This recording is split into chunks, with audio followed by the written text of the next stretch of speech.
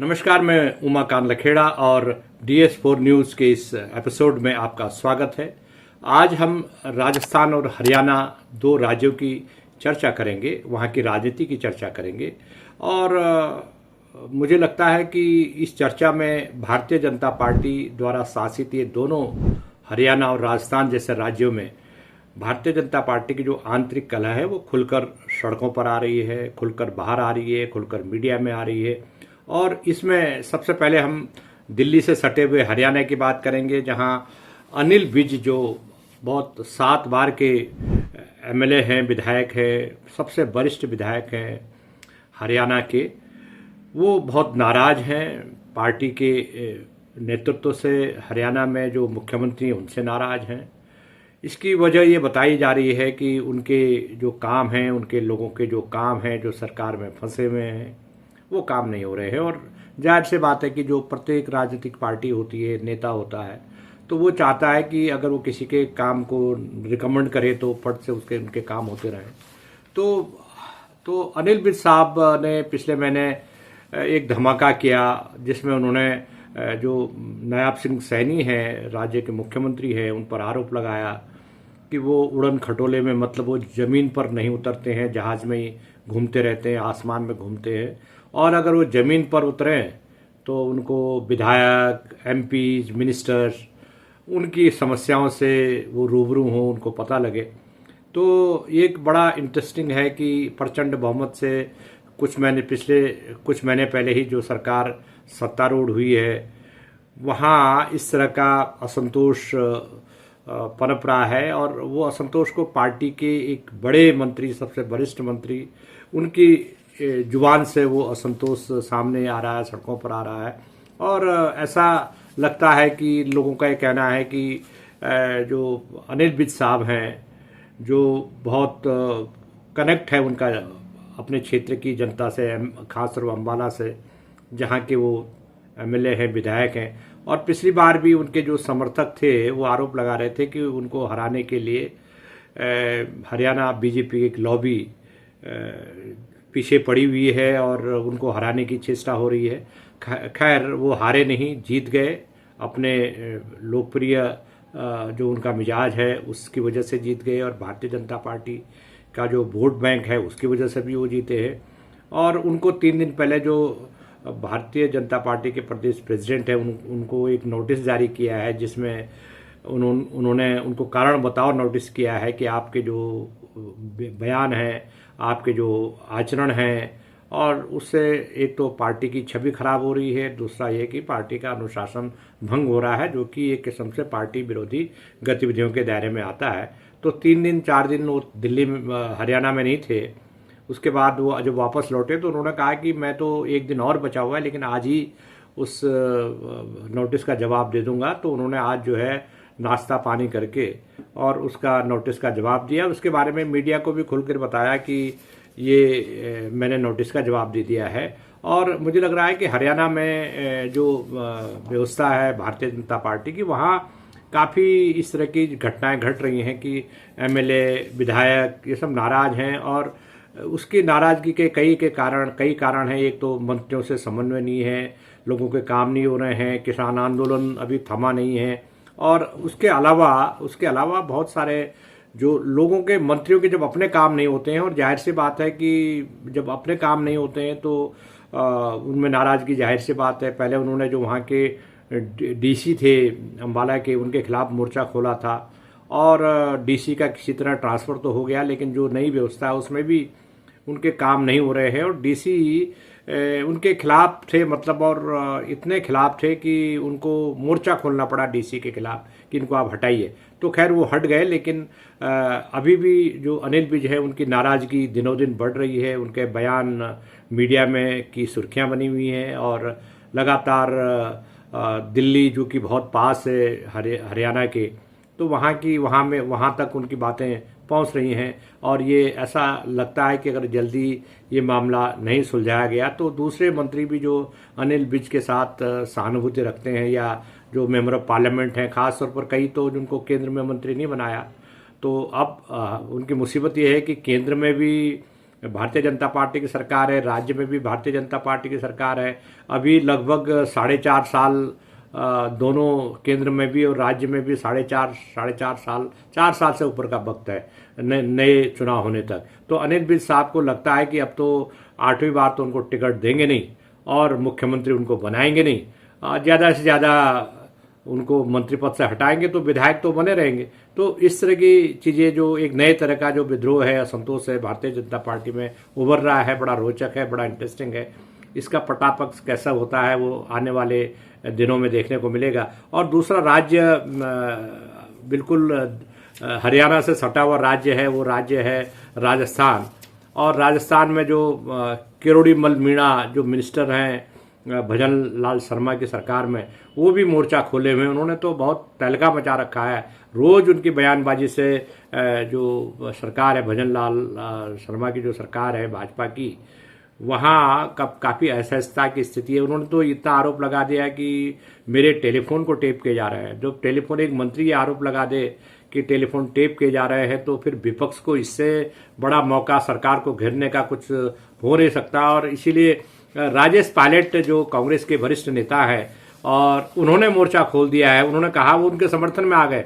हालांकि जो पूर्वी राजस्थान है, पूर्वी राजस्थान के जिलों में सचिन पायलट का भी अच्छा खासा असर है, किरोड़ीमल मीणा का भी अच्छा खासा असर है। लेकिन ऐसा लगता है कि जो भारतीय जनता पार्टी के भीतर जो ये जो मारधाड़ चल रही है किरोड़ीमल मीणा वर्सेस भजन लाल शर्मा, और तो उससे कांग्रेस को एक मौका मिला है कि भाई उसको उनके आरोपों को दोहराना या उनके आरोपों पर भजन लाल शर्मा जो राजस्थान की सरकार है उससे जवाब मांगना। तो ऐसा लगता है कि, और ये उनकी नेचर में लोग बताते हैं, राजस्थान के लोग बताते हैं कि उनकी नेचर में ही है कि वो इस तरह के बयानात देते हैं लगातार। वो पुराने नेता है किरोड़ीमल मीणा, वो शेखावत सरकार में भी थे, वो वसुंधरा राजे सरकार में भी थे। बल्कि उनकी जो पत्नी है गोलमा देवी, वो वसुंधरा राजे सरकार में मंत्री थे। वो खुद भी वहाँ विधायक थे, उनकी पत्नी मंत्री थी। और उसके बाद वो राज्यसभा में भी, किरोड़ीमल मीणा राज्यसभा में भी आए, कुछ निर्दलीय भी रहे वो कुछ समय, भाजपा और कांग्रेस से अलग रहे।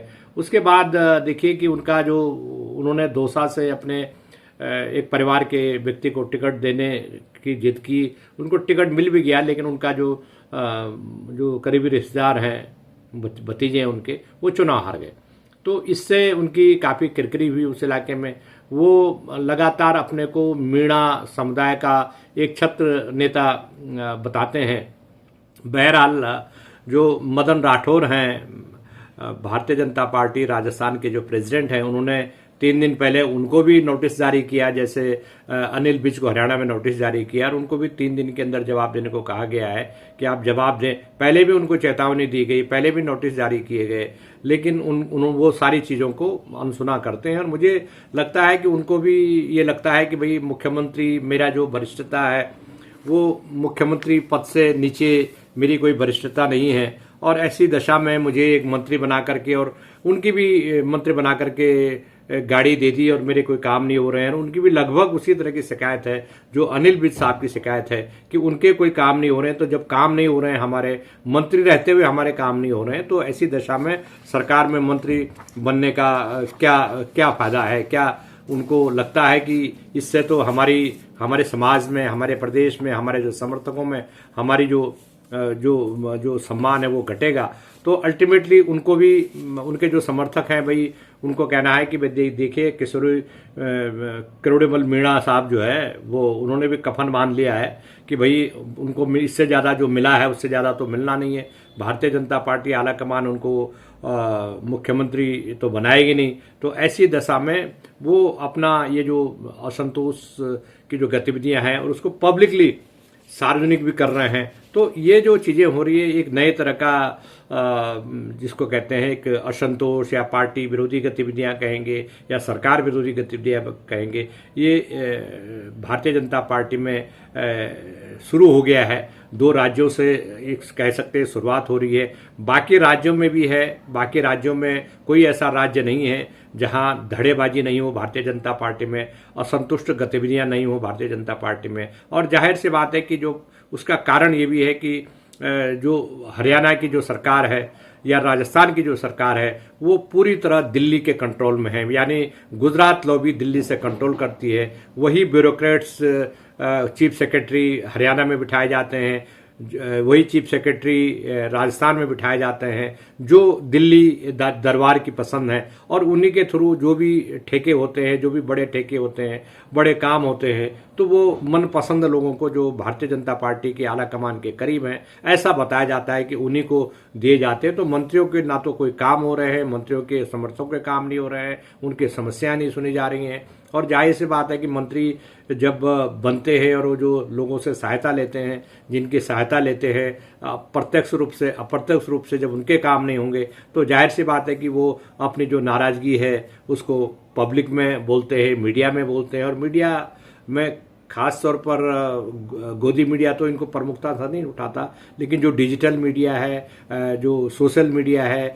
जो यूट्यूब चैनल है, वो इन खबरों को चटकारेदार ढंग से उठाते हैं। और भारतीय जनता पार्टी अपने को कहती है कि वो बहुत डिसिप्लिन पार्टी है, वो दुनिया की सबसे बड़ी पार्टी है, वो डबल इंजन की सरकारें चलाती है, वो सफल सरकारें चलाती है, उसमें विकास का जो डबल इंजन है वो सरपट दौड़ रहा है, कहीं रुक नहीं रहा है। तो ऐसी दशा में ऐसा लगता है कि ये जो नई तरह की जो अद्भुत ढंग तरीके के जितने भी ये असंतुष्ट गतिविधियां आ रही हैं, सामने आ रही हैं भारतीय जनता पार्टी के राज्यों में, वो ऐसा लगता है कि अगर इस तरह की देखा देखी दूसरे राज्यों में भी होगी तो जाहिर सी बात है कि वहाँ भी इस तरह की असंतुष्ट गतिविधियाँ या असंतुष्ट खेमे खड़े होंगे। और आने वाले वक्त में अगर इस तरह की झड़ी लगी तो निश्चित रूप से भारतीय जनता पार्टी का जो आला कमान है उनके लिए मुसीबत पैदा होगी। और भारतीय जनता पार्टी का आला कमान, अभी तो पार्टी का कोई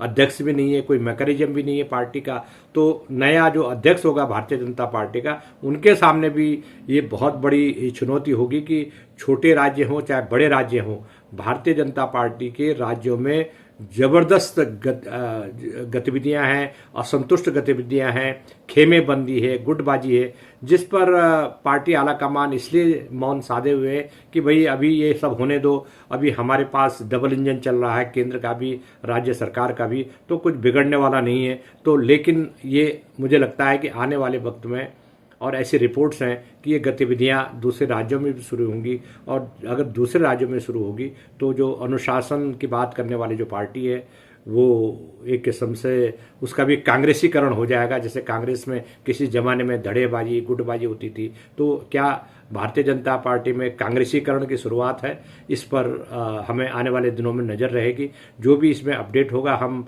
आप सभी को समय समय पर अवगत कराते रहेंगे। आपके आज के एपिसोड में आपके लिए इतना ही, तब तक के लिए नमस्कार।